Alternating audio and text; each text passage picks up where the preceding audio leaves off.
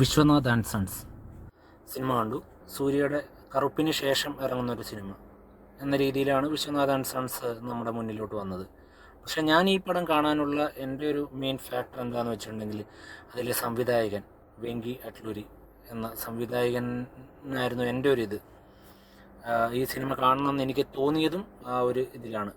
അപ്പോൾ പുള്ളിയുടെ മുന്നത്തെ സിനിമ ലക്കി ഭാസ്കർ എനിക്ക് ഭയങ്കരമായിട്ട് ഇഷ്ടപ്പെട്ട സിനിമയാണ്. അപ്പം ആ ഒരു സംവിധായകൻ്റെ സിനിമ എന്നുള്ള രീതിയിലാണ് ഞാൻ ഇതിനെ കണ്ടത്. അപ്പോൾ സൂര്യയുടെ മൂവി അത് സെക്കൻഡായിരുന്നു എനിക്ക്. ഇതിൽ ട്രെയിലറിൽ തന്നെ നമുക്ക് ഏകദേശം ഒരു കഥയുടെ കിടപ്പ് എങ്ങനെയാണ് എന്ന് മനസ്സിലായിട്ടുണ്ടായിരുന്നു. ഫിലിമിൽ പറയുന്ന ഒരു ഇത് എന്ന് പറഞ്ഞിട്ടുണ്ടെങ്കിൽ ഭയങ്കര ഒരു മൾട്ടി ബില്യണർ ഉള്ള രീതിയിലുള്ള ഒരു സംഭവമായിരുന്നു. അത് പലർക്കും അത് കണക്റ്റ് ആവണമെന്നില്ല. ചിലപ്പോൾ അത് ഭയങ്കര റിച്ച് എന്ന് പറഞ്ഞാൽ അൾട്രാ റിച്ച് സംഭവമാണ് നമുക്ക് അതിൽ കാണിച്ചിരിക്കുന്നത്. അതുകൊണ്ട് തന്നെ നമുക്ക് അങ്ങനെ ഒരു ഇത് പരിചയക്കുറവുണ്ട്.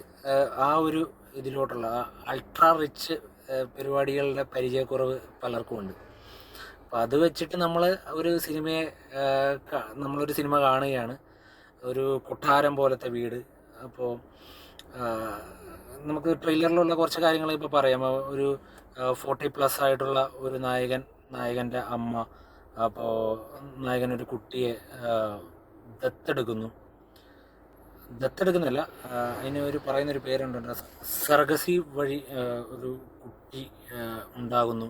അപ്പോൾ അത് മെയിൻ ബാക്കി കഥയിലോട്ട് ഞാൻ പോകുന്നില്ല. പിന്നെ അതിലോട്ടൊരു പെൺകുട്ടി വരുന്നു. ആ പെൺകുട്ടി എങ്ങനെ വരുന്നു, അതെല്ലാമാണ് മെയിൻ അതിലൊരു കഥയിൽ പറഞ്ഞു വരുന്ന സംഭവമാണ്. അപ്പോൾ പെൺകുട്ടിയായിട്ട് നമുക്ക് മമിത ബൈജു, രാധിക ശരത് കുമാർ ഇതിനകത്തുണ്ട്. സൂര്യ, മമിത ആൻഡ് രാധിക ശരത് കുമാർ, ഈ 3 പേരുടെ ഒരു ഒരുമിച്ചുള്ള ഒരു ഒരു ഗീവ് ആൻഡ് ടേക്ക് ഒരു പരിപാടി ഉണ്ടല്ലോ ഈ ആക്ടിങ്ങിലെ ഗീവ് ആൻഡ് ടേക്ക്. അത് നന്നായിട്ട് വർക്ക് ചെയ്തിട്ടുണ്ട്. മമിത ചെയ്തിരിക്കുന്ന കഥാപാത്രം ചിലപ്പം കുറച്ച് ഓവറായിട്ട് നമുക്ക് ചിലർക്ക് തോന്നാം. പക്ഷെ അങ്ങനെ ഒരു 20-ലുള്ള ഒരു ഇങ്ങനെ കളിച്ച് നടക്കുന്ന ഒരു പെൺകുട്ടി, ആ പെൺകുട്ടിയുടെ എല്ലാ രീതിയിലുള്ള സംഭവങ്ങളും അതിനകത്ത് കാണിച്ചു എന്ന് മാത്രമേ ഉള്ളൂ. ചിലർക്കത് അത്ര വർക്കാവണമെന്നില്ല. അപ്പോൾ അങ്ങനെയാണ് ഇത്. വീണ്ടും പറയുന്നു, റിച്ച് പരിപാടിയാണ് ഇതിൽ. ആ റിച്ച് പലർക്കും അത് എത്രത്തോളം അത് ഉൾക്കൊള്ളാൻ പറ്റുമെന്നറിയില്ല. അതിൽ മ്യൂസിക് ആ പാട്ടുകളൊന്നും അത്രത്തോളം എഫക്റ്റ് കിട്ടിയില്ല. പാട്ടിനൊന്നും ആ ഒരു രീതിയിലുള്ള ഒരു എഫക്റ്റ് കിട്ടിയിട്ടില്ല. ക്ലൈമാക്സ് ഒരു ഇൻ്റർവെൽ വരെ ഓക്കെ എന്നുള്ള രീതിയിലായിരുന്നു. ഇൻ്റർവെൽ കഴിഞ്ഞ് കുറച്ച് ഭാഗം എനിക്ക് കുറച്ച് രസം തോന്നി. പിന്നീട് അത് വീണ്ടും ഡൗണിലോട്ട്, അതായത് ക്ലൈമാക്സിലോട്ട് എടുക്കുമ്പോൾ ഡൗൺ ആയിപ്പോയി. ക്ലൈമാക്സ് ഒരു ആ രീതിയിൽ നിർത്താതെ പ്രേക്ഷകർക്ക് ഒരു ക്വസ്റ്റ്യനുള്ള രീതിയിൽ കൊണ്ട് നിർത്തുകയായിരുന്നെങ്കിൽ ചിലപ്പം കുറച്ചുകൂടെ ചർച്ച ചെയ്യപ്പെടുന്ന രീതിയിൽ, മറ്റു പല സിനിമയിലും പറയുന്ന പോലെ ചർച്ച ചെയ്യപ്പെടുന്ന രീതിയിലോട്ട് കൊണ്ട് നിർത്തുകയാണെങ്കിൽ കുറച്ചുകൂടി നന്നായി എന്ന് എനിക്ക് തോന്നി. ഇത് ക്ലൈമാക്സ് അങ്ങനെ ഒരു ഡൗൺ ആയിപ്പോയി, ഭയങ്കരമായിട്ട് താഴോട്ട് പോയി. അതൊരു ഡ്രോബാക്കാണ്. പിന്നെ ഇതൊരു ഫാമിലി ഡ്രാമയാണ്.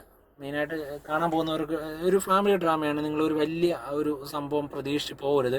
വലിയ ഫൈറ്റ് ഇതിനകത്ത് 2 ഫൈറ്റ് അങ്ങനെ ഉണ്ട്. ഫൈറ്റ് വേണ്ടേ എന്ന് ഉദ്ദേശിച്ചിട്ട് ഒരു സാഹചര്യം ക്രിയേറ്റ് ചെയ്ത് ഫൈറ്റ് കൊണ്ടിട്ട പോലെ തോന്നി ഈ സിനിമയിൽ. അങ്ങനെ ഫൈറ്റിൻ്റെ ആവശ്യമുണ്ടോ എന്ന് ചോദിച്ചാൽ ഫൈറ്റിൻ്റെ ആവശ്യമില്ലാതെയും കഥ പറഞ്ഞിട്ട് പോകാം.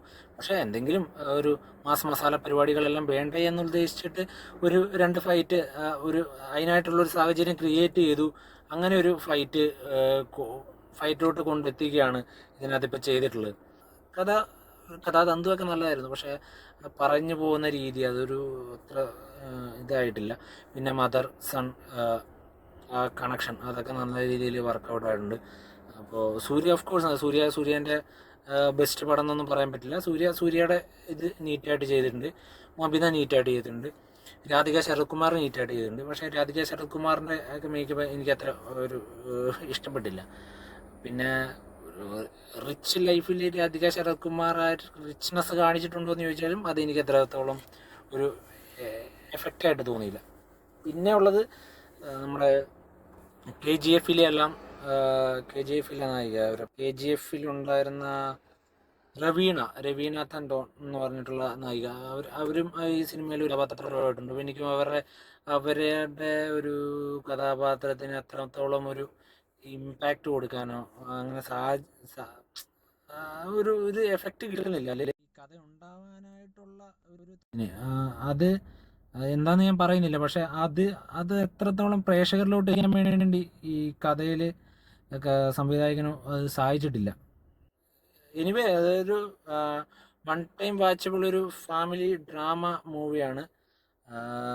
എല്ലാവർക്കും ഇത് കണക്റ്റ് ആവില്ല. പിന്നെ ഇങ്ങനെ ഒരു റിച്ച് ലൈഫ് ജീവിച്ചിട്ടില്ലാത്തവരൊക്കെ ആയതുകൊണ്ട് തന്നെ എനിവേ ഒരു ആവറേജ് മൂവിയായിട്ടാണ് എനിക്ക് ഈ സിനിമയെ തോന്നിയിട്ടുള്ളത്. ഒരു ആവറേജ് മൂവി, അതിൽ കൂടുതലൊന്നും പറയാനില്ല.